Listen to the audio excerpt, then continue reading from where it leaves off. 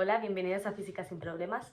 Hoy no vamos a corregir ningún ejercicio de la EBAU, nos toca hablar sobre la teoría del campo eléctrico que ya hacía falta. Lo primero que tenemos que saber es que los ejercicios de este tema pues siempre los podemos dividir en dos tipos, los de campo coulombiano y campo uniforme. Realmente no es que existan dos tipos en la vida real, en la física real, ¿vale? Pero debido a la composición, a la distribución de cargas, si es una carga puntual, es decir, una única carga en un sitio del espacio, pues eso lo llamamos campo coulombiano.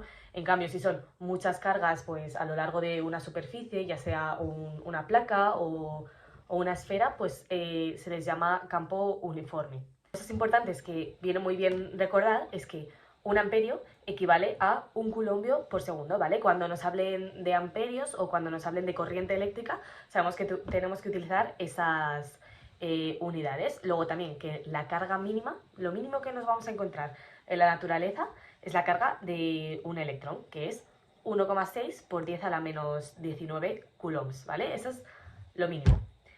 También está muy bien saber que epsilon sub 0, que es una constante, equivale a 1 partido 4 pi y k. K es la constante de Coulomb que vamos a utilizar un montón. Ahora repasamos las fórmulas donde está esta constante. Y nada, saber que son equivalentes, ¿vale? Nunca viene mal tampoco de recordar que la aceleración es la fuerza entre la masa, ¿vale? Porque lo utilizaremos en algunos de los ejercicios de este bloque. Hemos dicho que los campos coulombianos son esos en los que tenemos cargas puntuales repartidos por el espacio, ¿vale? Podemos tener una o podemos tener 5 o las que sean, ¿vale? Pero son puntuales, no son infinitas a lo largo de una placa como podemos distinguir en este dibujo, ¿vale? Entonces, lo que tenemos es esto, cargas puntuales. Tenemos que saber que las líneas de campo, ¿vale? Esto es un concepto que también explico en un vídeo aparte en el canal porque es muy importante. Pues eso, las líneas de campo de las cargas positivas van hacia afuera, esto hay que tenerlo claro, y las de cargas negativas van hacia adentro, ¿vale? Entonces, por eso cuando tenemos una carga positiva y una negativa, si pintamos todas las líneas de campo, pues al final van desde la positiva a la negativa.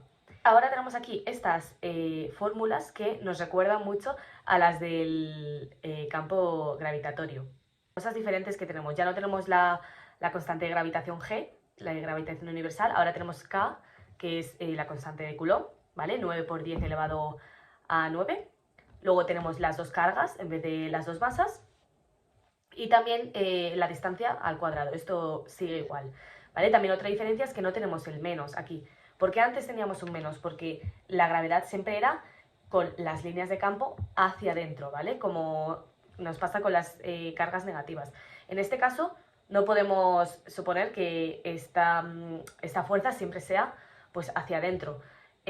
Ahora va a depender de la carga que tengamos. Entonces, pues depende de si a estas dos Qs les damos un valor positivo o negativo, pues nos saldrá una fuerza positiva o negativa. Luego, el resto de fuerzas, ya sea la fuerza eléctrica, el campo eléctrico, la energía potencial eléctrica o el potencial eléctrico, pues varían igual que en el campo gravitatorio. Las dos primeras tienen sentido vectorialmente, ¿vale? Por estos campos eléctricos que se crean, y luego las otras dos simplemente pues son magnitudes escalares, ¿vale? Sin dirección ni sentido. Luego también tenemos por aquí las nuevas unidades, tenemos newtons por coulomb, tenemos julios por coulomb también, a diferencia de antes. Y otra cosa muy importante que he dejado aquí para el final es la manera de crear nuestro vector unitario, ¿vale? Lo que tenemos aquí llamado como UR, ¿vale?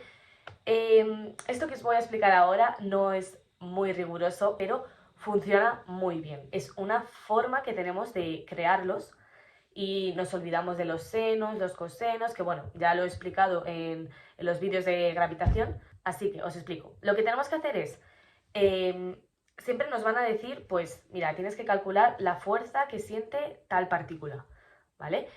Entonces, para crear el vector unitario, siempre tenemos que tener en cuenta las dos partículas que intervienen en este sistema, ¿vale? Hay una que es la que creará el campo, ¿vale? Y la que creará la fuerza, y la otra será la que la sentirá, la que pues según esta flechita marque para un lado o para otro, pues se moverá para un lado con una aceleración o para otro. Lo que tenemos que hacer es empezar desde la carga puntual que está ejerciendo la fuerza y acabar en la carga puntual que está sintiendo la fuerza. De ahí tenemos que ver lo que nos desplazamos en el eje X y lo que nos desplazamos en el eje Y. Voy a hacer un pequeño ejemplo para que se entienda bien, ¿vale?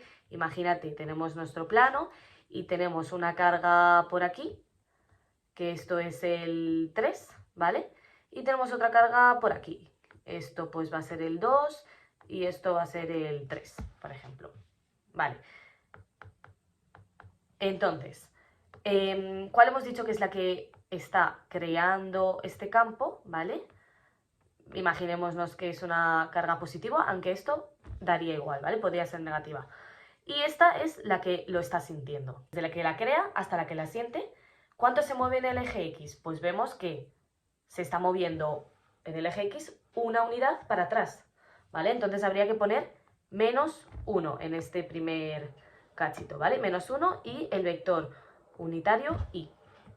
¿Y cuánto se mueve en el eje Y? Pues se mueve 3 para arriba, pues positivo, más 3J. Y luego lo tenemos que dividir entre la distancia que haya entre estos dos puntos. Aquí sería Pitágoras, ¿vale? Tenemos un triángulo en el que nos hemos movido 1 por aquí y 3 para arriba. Pues nada, Pitágoras es 3 al cuadrado, 1 al cuadrado, raíz de 10. Es decir, que ahí abajo tenemos que dividir entre raíz de 10, ¿vale? No está ni al cuadrado ni nada. Así es como se crea un vector unitario, que lo usamos en la gran mayoría de los ejercicios, por no decir en todos. Y viene muy bien porque, pues mirad, si sabemos hacer eso ya tenemos la parte vectorial de la variable resuelta, digamos, y solo nos tenemos que centrar en la parte escalar, que es esto otro. Así que bueno, esto por los campos colombianos, que son la gran mayoría. Pues damos un rápido repaso. Por ejemplo, la fuerza eléctrica, a diferencia del campo colombiano, ya no tenemos dos cargas que introducir. Ahora lo que vamos a tener son, por ejemplo, una plancha entera que nos van a decir la densidad de carga, que es pues la carga que hay por superficie, pero no la carga entera, porque imagínate que es una plancha infinita, que es lo que nos suelen dar en estos ejercicios, pues no sabes la carga total, ¿vale? Entonces, usamos la expresión de que la fuerza eléctrica es una carga por el campo eléctrico que sienta, ¿vale? Entonces, normalmente nos dan la situación de que tenemos una carga por aquí dentro y nos dan el campo eléctrico que generan estas dos placas, ¿vale? Y pues de ahí podemos sacarlo. Luego, eso, el campo eléctrico es constante y suele ser un dato, así que no nos van a pedir el averiguar cómo se calcula este campo. Y luego la energía potencial, igual. Nos preguntarían la energía potencial de una carga y nos darán la carga y la diferencia de potencial que hay entre las dos placas. Esto, por ejemplo, un ejercicio en el que sale muchos es cuando nos hablan de condensadores, ¿vale? Un condensador es un elemento de la electrónica que está compuesto pues, por dos placas cargadas, y entre estas dos placas, que están muy cerquita, hay un campo eléctrico, ¿vale? Porque una está cargada positivamente y otra negativamente. Luego, otra variable importante es el potencial eléctrico, pero esta vez no tiene mucho sentido hablar sobre el potencial eléctrico, sino sobre la diferencia de potencial que hay entre una placa y otra.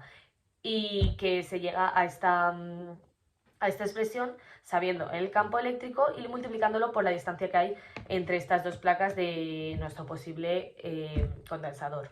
Vamos a seguir.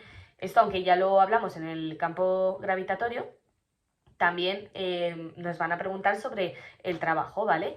Y sigue siendo las mismas fórmulas que antes, porque estos son universales, no cambia de un tema a otro, aunque lo pueda parecer a veces.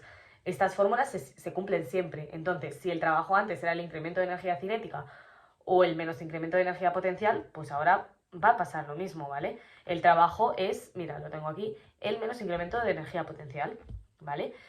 Y también hay veces que, pues, si nos están hablando de velocidades o lo que sea, pues nada, usamos lo de trabajo igual a incremento de energía cinética, ¿vale? Porque ya os digo que la ley o el teorema de las fuerzas vivas es universal, no es solo para la gravitación, ¿vale?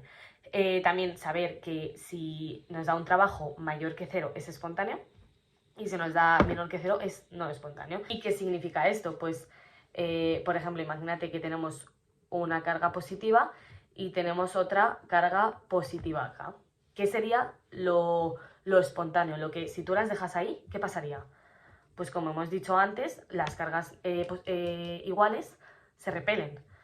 Es decir, que se alejarían. Si, por ejemplo, a ti te están preguntando sobre el trabajo que requiere o que se ejerce en acercar estas dos cargas, pues te va a tener que dar un valor negativo, porque es algo no espontáneo, no pasaría.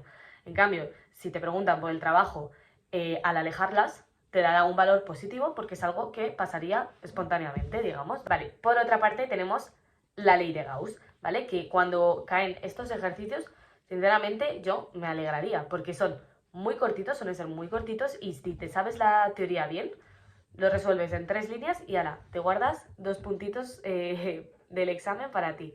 Así que la ley de Gauss dice que el campo eléctrico creado por una o varias cargas solo depende del flujo eléctrico, ¿vale? Es decir, la cantidad de líneas de campo, esto es lo que os decía antes de las cargas, ¿vale? Que crean unas líneas de campo. Entonces, la cantidad de líneas de campo que cruzan la superficie gaussiana.